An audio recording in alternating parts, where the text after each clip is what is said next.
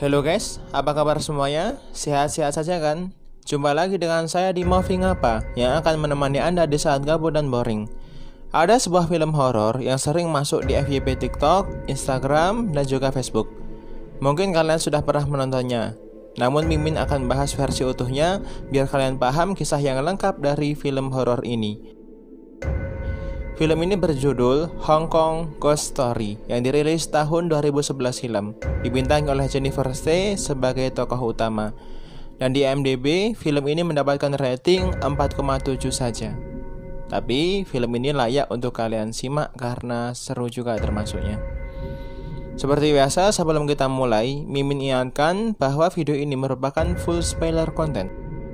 Dan Mimin mengucapkan terima kasih kepada kalian yang telah mensubscribe channel ini dan mau menonton video ini hingga akhir. Tanpa basa-basi lagi, mari kita mulai videonya. Film ini diawali dengan seorang laki-laki yang sedang mengunjungi sebuah makam. Di sekeliling makam itu banyak sekali boneka manekin. Ia melakukan penghormatan kepada makam itu. Sepertinya itu adalah makam seorang sutradara terkenal. Kemudian laki-laki itu segera pergi setelah selesai.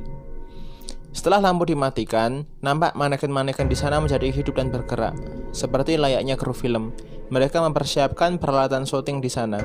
Hantu sutradara yang sudah dari tadi duduk meminta clapperboard ke asistennya, dan film pun dimulai. Di dalam taksi, seorang wanita menghapus beberapa file foto di HP-nya. Sepertinya ia habis putus dengan kekasihnya. Wanita itu menuju ke sebuah SMA dengan taksi itu. Ia keluar menggunakan payung karena saat itu hujan sangat lebat. Dari balik cermin, ada seseorang yang sedang mengawasinya. Wanita itu tiba di teras gedung, dan ia mencoba mencari di mana ruang kepala sekolah berada. Saat hujan sudah reda, ia mencoba bertanya ke seorang siswi yang sedang bermain basket sendirian.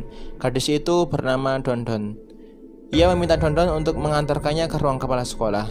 Wanita itu memperkenalkan dirinya. Sebenarnya, dia adalah guru pengganti, dan ia bernama Ibu Jennifer Yip. Setelah ini, tokoh utama kadang Mimin panggil Ibu Yip dan kadang Mimin panggil Jennifer ya. Singkatnya, setelah mereka sampai, Ibu Yip mengucapkan terima kasih ke Dondon, dan Ibu Yip memasuki ruangan itu. Di sana, ia bertemu Ibu Kong dan Ibu Kepala Sekolah. Bu Kepsep menjelaskan bahwa Ibu Yip akan mengambil alih pelajaran sejarah karena guru yang bertugas sedang pergi, dan Ibu Yip akan mengajar kelas sore. Scene berganti di sebuah jembatan penyeberangan. Jennifer menaiki jembatan itu, dan di atas ada mantan kekasihnya yang bernama Chung. Chung menyetop Jennifer dan meminta untuk balikan. Akan tetapi ia tidak mau, karena memang sebelumnya Chung suka bertindak kekerasan kepadanya.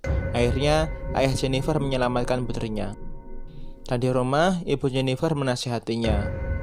Dulu, gara-gara Chung, ia tidak bisa mengajar selama 3 tahun. Chung menjadi seperti itu gara-gara sering mabuk. Dan ayah Jennifer memintanya untuk tidak takut dan tidak segan apabila Chung menyetopnya lagi di jalan. Di pagi harinya, Ibu Yip datang ke kantor lagi.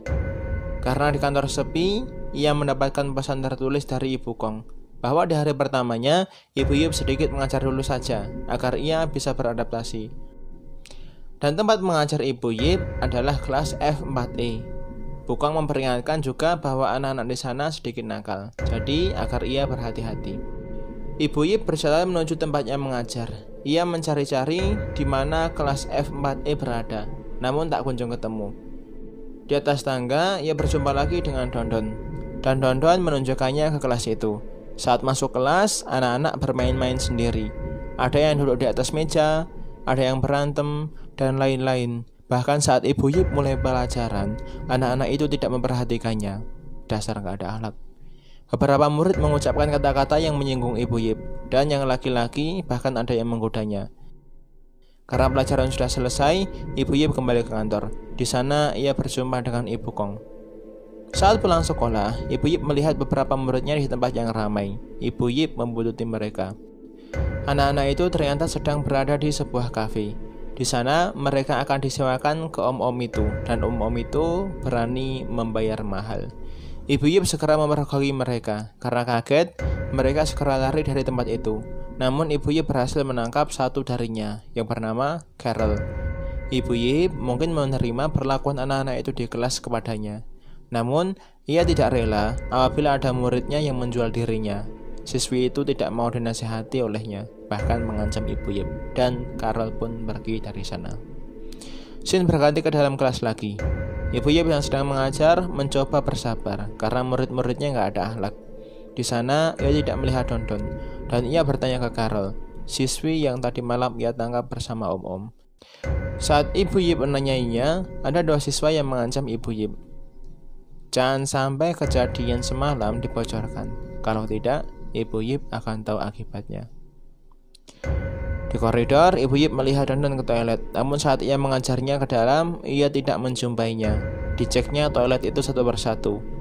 Dan saat ia akan membuka pintunya, pintu itu terkunci. Saat itu juga, lampu tiba-tiba berkedip sendiri. Pintu toilet tertutup dengan keras. Air mulai menyembur. Kipas angin lepas memecahkan kaca dan hampir mengenainya. Dan ia melihat darah dari dinding.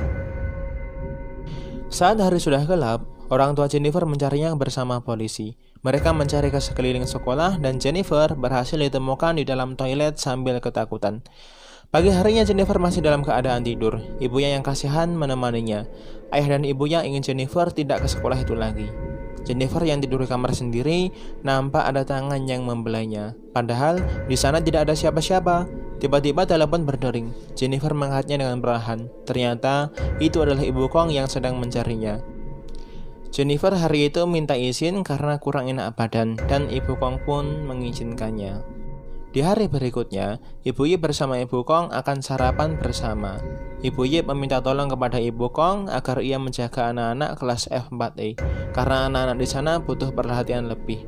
Seketika, wajah Ibu Kong berubah pucat.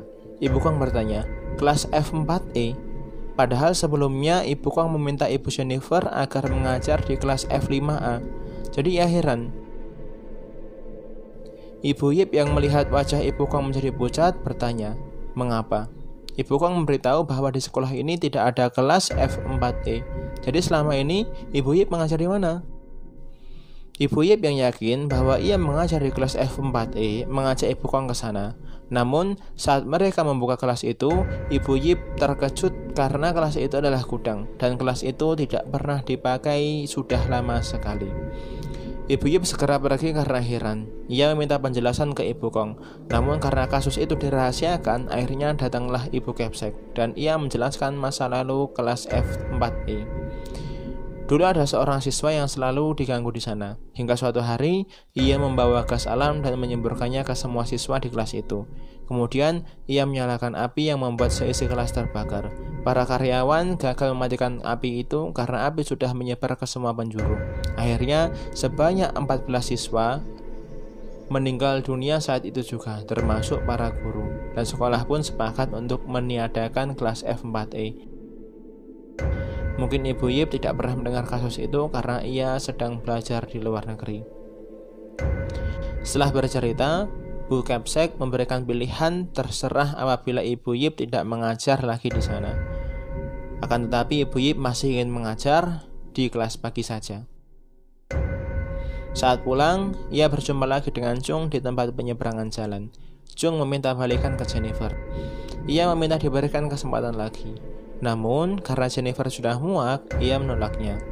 Saat di atas jembatan, Jennifer bertemu dengan Dondon. Wajahnya nampak lebam. Dondon memperingatkan ke ibu agar tidak pernah ke sekolah itu lagi.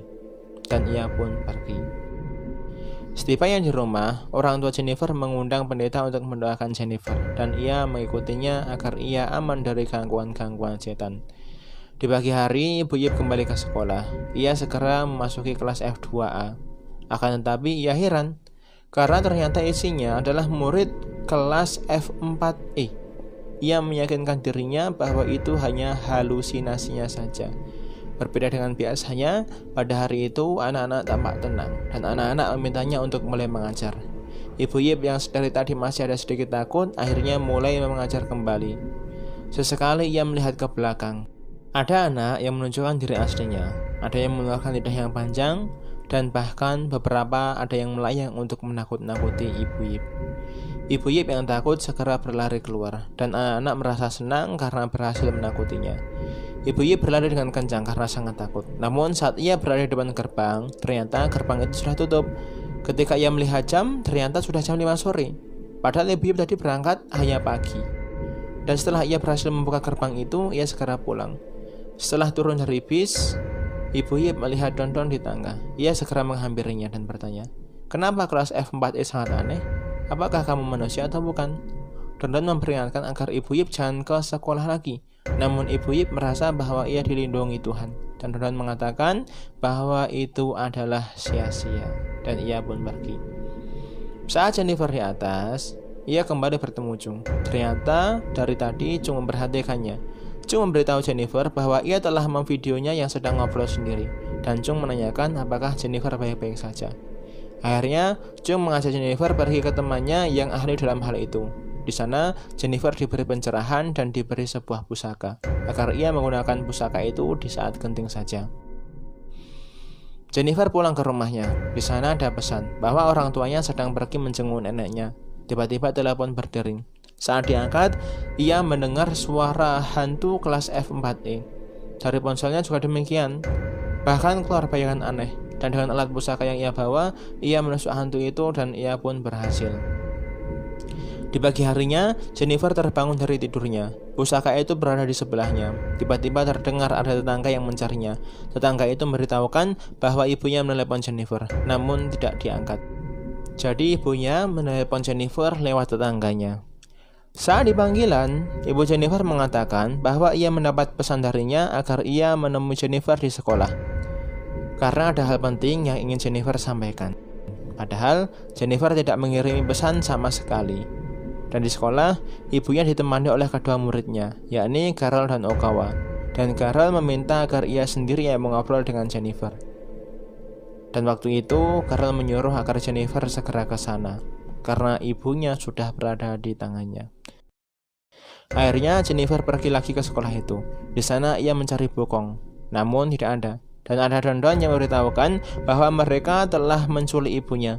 Saat tiba di kelas, nampak hantu-hantu itu sudah berkumpul di sana, dan ibu Jennifer berada di atas jendela. Jennifer akhirnya mengeluarkan pusakanya. Karena hantu itu takut, Carol segera menyuruh Okawa untuk mendorong ibunya. Akhirnya ibu Jennifer jatuh dan meninggal di tempat.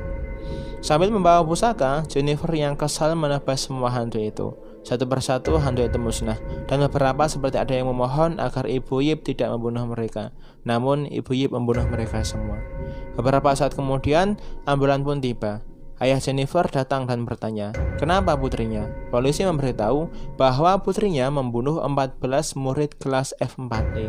Bahkan polisi pun terheran-heran, karena sudah lama tidak ada kasus seperti ini. Jennifer dari tadi bergumam bahwa mereka telah membunuh ibunya.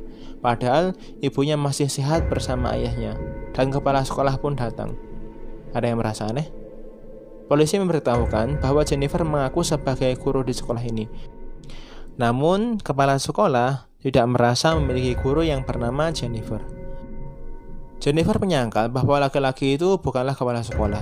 Ia berkata bahwa kepala sekolah sebelumnya memberitahunya ada 14 murid dari kelas F4E yang meninggal, dan asistennya mengatakan hal itu terjadi 20 tahun yang lalu.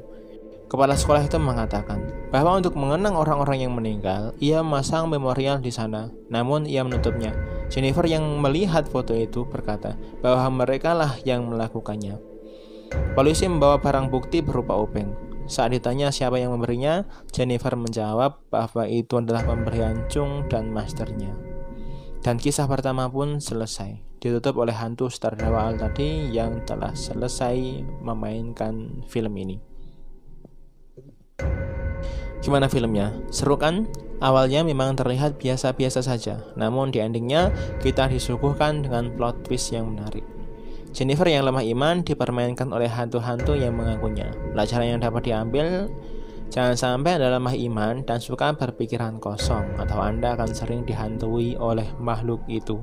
Mungkin ada yang ingin ditanyakan oleh kalian, mengapa hantu itu memilih Jennifer dalam hal ini? Ya, karena sebenarnya hantu itu hanya iseng-iseng saja, dan mereka mendapatkan mangsa yang empuk dan lemah imannya. Akhirnya, hantu itu memanfaatkannya. Kemana para guru dan kepala sekolah yang asli? Jennifer masuk kelas sore, jadi guru-guru dan kepala sekolah sudah pulang semua. Apalagi Jennifer diberi ilusi oleh mereka. sehingga semakin ia tidak menemukan guru yang lain. Dari mana obeng yang ditemukan polisi sebagai barang bukti? Sebenarnya, pusaka yang selama ini diberikan Chung tadi adalah obeng itu. Dan 2 hari sebelum obeng itu diberikan oleh hantu Chung kepada Jennifer, Chung sudah bunuh diri dengan menusukkan obeng itu ke lehernya. Sebenarnya ada sedikit kesalahan dalam film ini sih, tapi nggak apa-apa juga sih. Ya, ini korban yang tewas di kelas F4E sebanyak 14 bersama gurunya. Padahal di foto akhir film sejumlah 18 ditambah 2 orang guru.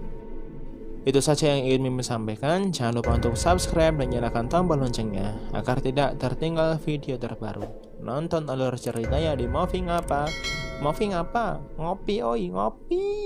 Saya Mimin undur diri. Wassalam.